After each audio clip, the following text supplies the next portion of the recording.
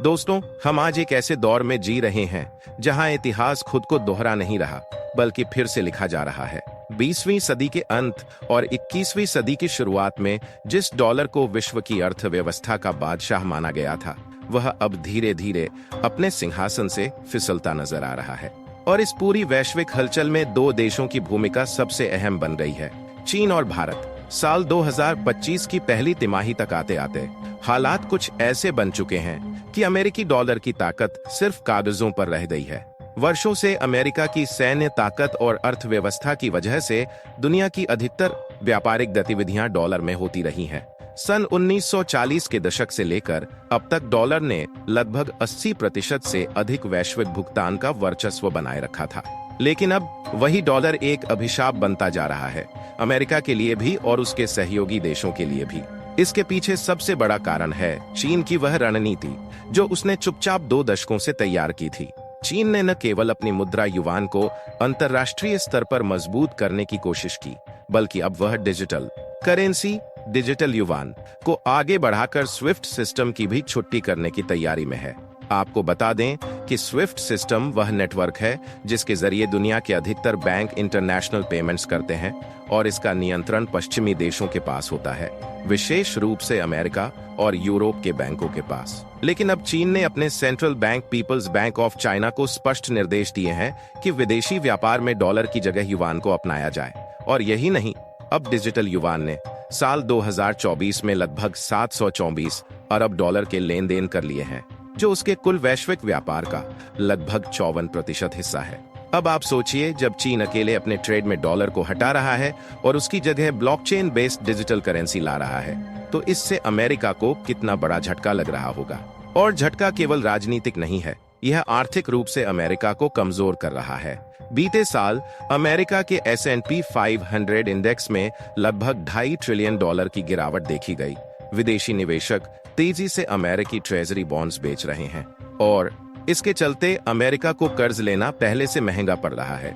America की हालत उस परिवार जैसी हो गई है जो दशकों तक पूरे मोहल्ले को उधार देता रहा, लेकिन अब खुद इतने कर्ज में डूब चुका है कि बैंक उसकी क्रेडिट लाइन बंद करने की सोच रहे हैं। उधर चीन न केवल अपनी करेंसी को ग्लोबल स्तर पर प्रमोट कर रहा है, बल्कि उसने गोल्ड रिजर्व को भी तेजी से बढ़ाना शुरू कर दिया है। बीते साल चीन ने कुल 34 टन सोना खरीदा, जिससे उसका गोल्ड रिजर्व अब 2292 टन तक पहुंच गया है। यानी अमेरिका को एक साथ 2 तरफा झटका, डॉलर को हटाना और गोल्ड को जमा करना। और अगर सोने की कीमत की बात करें तो वह अब $3500 प्रति औंस तक पहुंचने का अनुमान जताया जा रहा है, यानी भारतीय रुपए में 1 लाख से ऊपर प्रति 10 ग्राम। अब बात करते हैं भारत की, जो इस पूरे वैश्विक बदलाव में एक निर्णायक किरदार बनता जा रहा है। भारत ने न केवल गोल्ड रिजर्व को बढ़ाया है, साल 2025 में RBI ने 57 टन सोना और खरीदा है, बल्कि अब भारत अपने ट्रेड को लोकल करेंसी यानी भारतीय रुपए और अन्य देशों की करेंसी में करने की कोशिश कर रहा है। भारत और रूस के बीच अब लगभग 90% व्यापार रुपए और रूबल में हो रहा है। साल 2024 में यह व्यापार कुल $65 अरब को पार कर गया था। और भारत की रणनीति साफ है, डॉलर पर निर्भरता कम करो, लोकल करेंसी और गोल्ड को बढ़ाओ। अब ब्रिक्स देशों की बात करें, ब्राजील, रूस, भारत, चीन और साउथ अफ्रीका, तो इन देशों ने मिलकर एक नई भुगतान प्रणाली की योजना बनाई है। इसका नाम है ब्रिक्स पेमेंट सिस्टम, जो स्विफ्ट का सीधा विकल्प बनने जा रहा है। यह सिस्टम ब्रिक्स देशों को अपनी करेंसी में भुगतान करने की सुविधा देगा, बिना किसी अमेरिकी या यूरोपीय निगरानी के, यानी डेटा सुरक्षित, सिस्टम तेज और नियंत्रण अपने हाथ में। ये वही क्रांति है जिसकी कल्पना दशक भर पहले सिर्फ रूस और चीन कर रहे थे, लेकिन अब भारत इसका सक्रिय हिस्सा बन चुका है।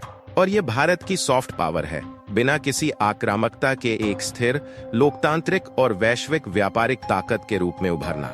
यह बदलाव सिर्फ आर्थिक नहीं है, बल्कि रणनीतिक भी है।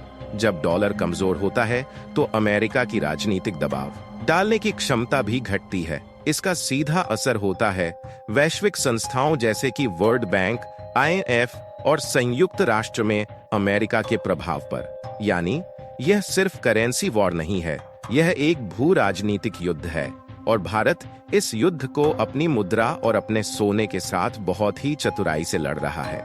एक और बात जान लीजिए, पहले वैश्विक भुगतान में डॉलर का हिस्सा 83% से ऊपर होता था, लेकिन अब यह घटकर लगभग 39% रह गया है।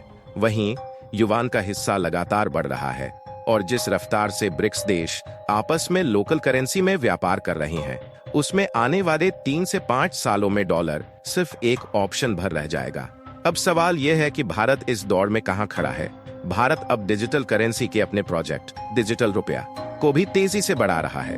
भारत का यूनिफाइड पेमेंट्स इंटरफेस यूपीआई पहले से ही दुनिया का सबसे तेज और सस्ता पेमेंट सिस्टम बन चुका है। कई देश जैसे सिंगापुर, फ्रांस, नेपाल और भूटान इसके साथ लिंक कर चुके हैं। तो अब भविष्य में भारत का डिजिटल रुपया, ब्रिक्स पेमेंट सिस्टम और बढ़ता गोल्ड रिजर्व मिलकर भारत को आर्थिक तौर पर एक वैश्विक शक्ति बना सकते हैं। तो दोस्तों, तस्वीर साफ है। अमेरिका का डॉलर धीरे धीरे अपनी पकड़ खो रहा है, चीन युवान और डिजिटल करेंसी के जरिए सामने आ रहा है और भारत गोल्ड, रुपए और तकनीकी पेमेंट सिस्टम के बलबूते एक नया आर्थिक दुनिया की रचना कर रहा है। ये है 21वीं सदी का नया महायुद्ध, जहां बंदूकें नहीं बल्कि करेंसी, डेटा और सोना असली हथियार हैं। अब आपके मन में सवाल होगा, क्या अमेरिका इसे रोक पाएगा? क्या चीन युवान को पूरी तरह से डॉलर का विकल्प बना पाएगा? और सबसे अहम, क्या भारत इस गेम में एक संतुलित लेकिन निर्णायक ताकत बन पाएगा? आपकी क्या राय है? नीचे कमेंट करके जरूर बताइए। और अगर यह जानकारी उपयोगी लगी हो तो इस वीडियो को लाइक करें, शेयर करें और हमारे चैनल को सब्सक्राइब करना बिल्कुल न भूलें।